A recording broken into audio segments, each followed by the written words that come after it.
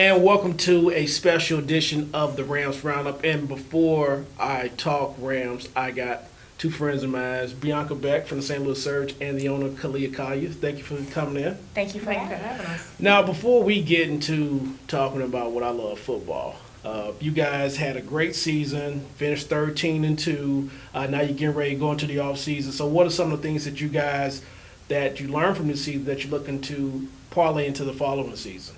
You know what? I'll let Bianca take that because I think we're going to share two different perspectives. Okay. As a player, what are you looking for? As a player, what I learned from this past season, I'm definitely still hungry. If anything, this past season, I think we had a great season. We had great attendance, great fans. Like, it was awesome. It was a lot of fun. However, still coming up short and not coming home with a championship still hits a burn.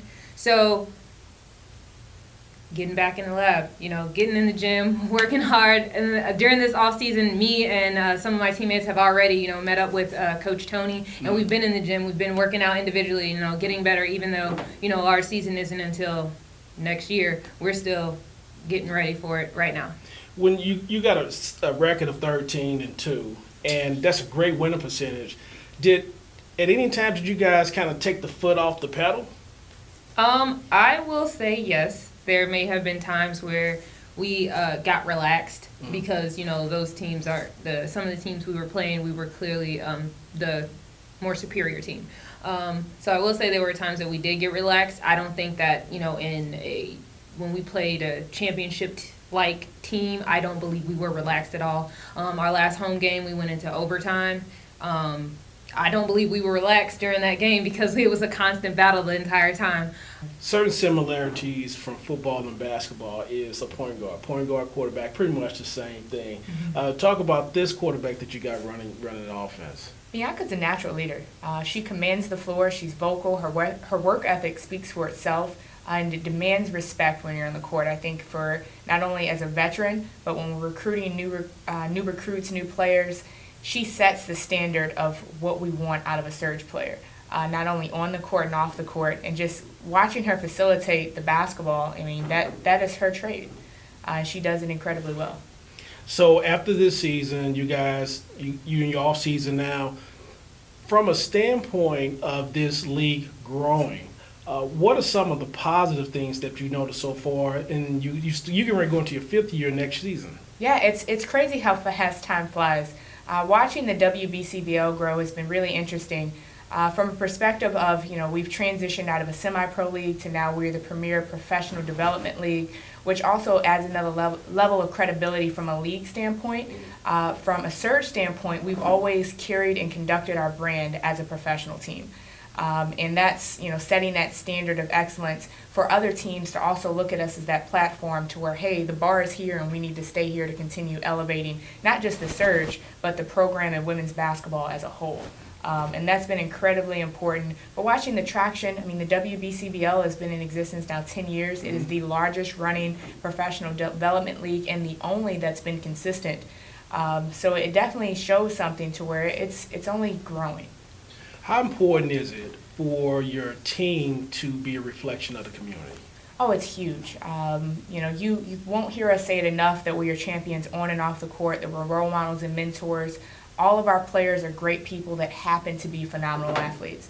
And so it's really important for us to not just be, engaged in the community during season, but now we want to add that off-season component to it, to where we have a lot of local talent with us this season.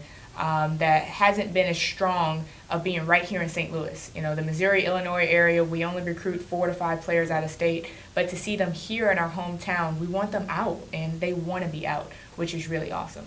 You won the Jack Buck Award, a very prestigious award.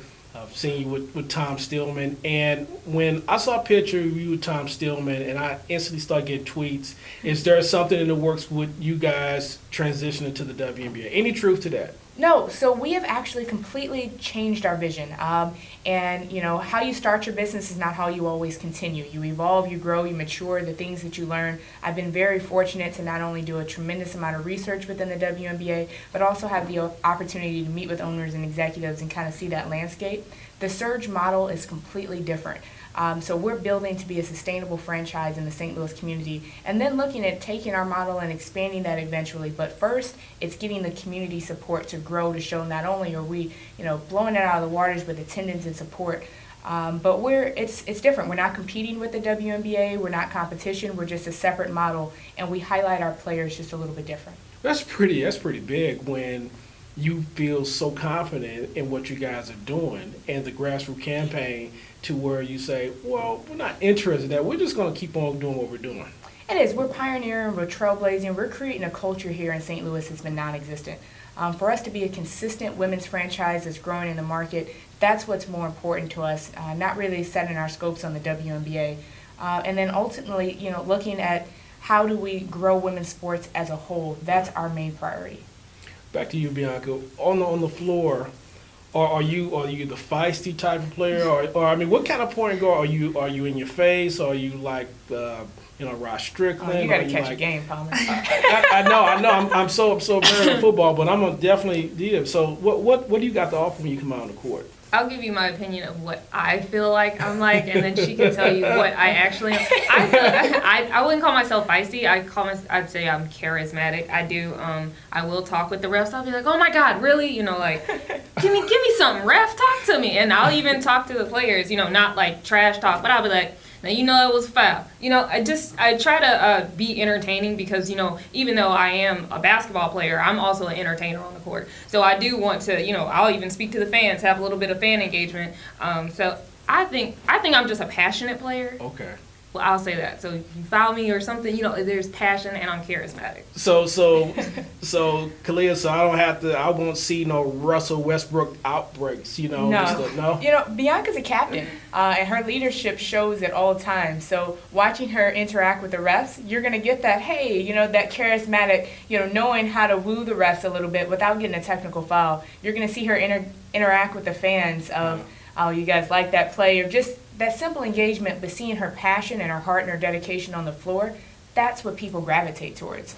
When you're going to go and you're hitting the floor for a loose ball, that's basketball, that's sports, that's fundamental, that's passion, and she exemplifies that every single game. So she leads the team in floor burns and stuff? She's strategic. She is very strategic. So she's going to take a charge, but she's not going to sacrifice her body to know that she's going to put herself in harm's way. And that's basketball IQ. And so that's one avenue to where Bianca doesn't lack. Let's transition to the Rams. You guys are working with the Rams, are working on a partnership. How'd that come about? It's been really, really important for us to build relationships within the Rams, Cardinals, and Blues as, major power players in our city. We want them to acknowledge our presence and really support what we're doing in the community. We've had the Rams street team out, we've interacted with the Rams players, and we want more of that. We want the Rams players and the Cardinals players and the Blues players popping into a surge game, not only because we're asking, because they want to. They want to see the next level of talent coming through their city. And also having the support of owners, from that caliber too, is huge. It gives us a stamp of credibility. It's a major endorsement of understanding this is bigger than basketball for us, and they're supporting the growth of women's sports. So are you a football fan? You like football? Absolutely. So you are a big Rams fan, right? I'm a big sports fan in St. Louis. Yeah, I see you dodge that one. I am a big sports fan in St. Louis. All right, what's your favorite football team? Right now, I know this might make some Rams fans upset, but I'm a Seattle fan. It might make me upset. It's the Rams Roundup. I am a Seattle fan. I'm a very big Russell Wilson supporter.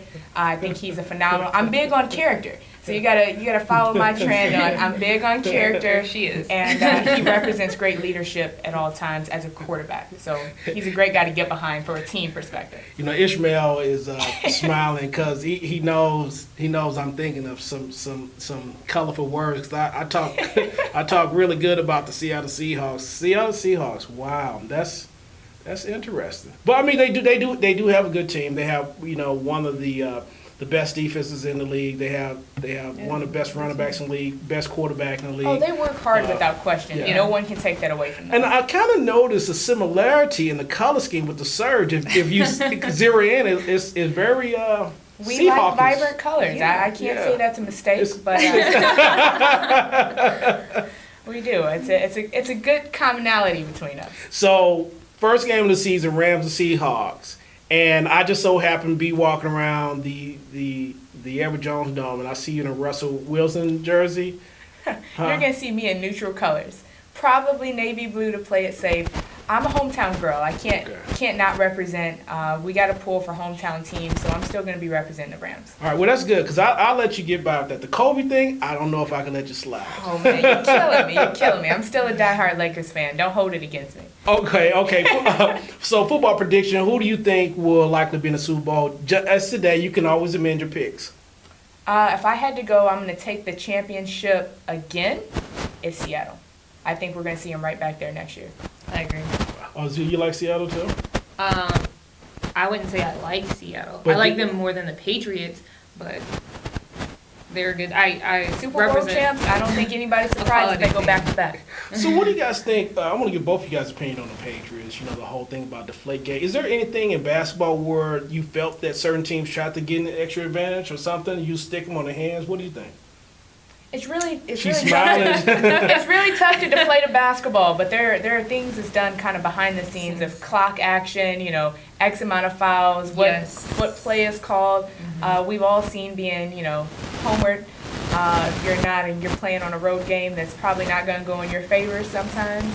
But as a whole, talent never trumps character, and I think that's first and foremost in sports, so you won't see us participate in any activities like that. But her face. I was saying it goes on, not on our end. I think we're completely fair. Our refs are fair. We're good. But I will say that when we travel, It's not always that sometimes when we are put on the free throw, or when the other team is put on the free throw line 45 times versus us 10 times, and we're an attacking team, I'm not going to say they didn't cheat. I'm just going to say there's favoritism on the other team. You got to make some adjustments. I like her. That's my kind of flavor. That's my.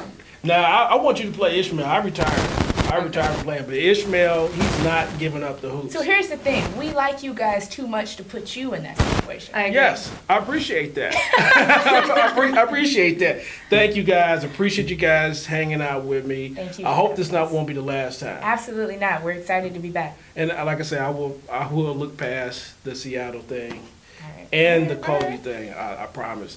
That's Bianca Beck. That's Khalia Collier.